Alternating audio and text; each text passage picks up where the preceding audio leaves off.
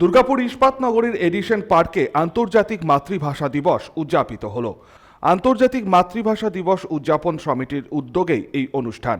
নাচ, গান, কবিতা আবৃত্তির মধ্য দিয়ে ভাষা আন্দোলনের সাথে যুক্ত শহীদদের এদিন শ্রদ্ধা জানানো হয়। সংস্থার সদস্যদের পাশাপাশি উপস্থিত ছিল বিভিন্ন স্কুলের ছাত্রছাত্রীরা, এছাড়াও শহরের সংস্কৃতি মনস্ক ব্যক্তিত্বরা।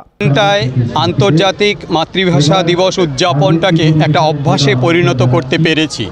আজ আবারও এখানে দাঁড়িয়ে আছি একটা জটিল বিশ্ব পরিস্থিতির মধ্যে, এবং অবশ্যই বিশ্ব পরিস্থিতির সাথে আরও বিশেষ করে উল্লেখ আমাদের প্রতিবেশী দেশটা, যারা কিনা এই দিবসটা পালনের জন্য মূল প্রেরণা, মূল উৎস, তাদের দেশেরও এক সংকটকালীন মুহূর্তে। এবং আমরা এই শপথ নিয়ে আজকে সমস্ত বাংলা ভাষা প্রেমী, সমস্ত মাতৃভাষা প্রেমী মানুষদের আহ্বান করেছি যাতে করে আমরা সকলে একসাথে এগোতে পারি নতুন অভিধান সাথে নিয়ে। সনাতন গড়াই, 99 নিউজ বাংলা, দুর্গাপুর।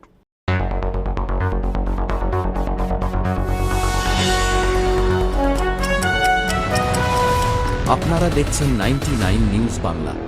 বদলাবো আমরা।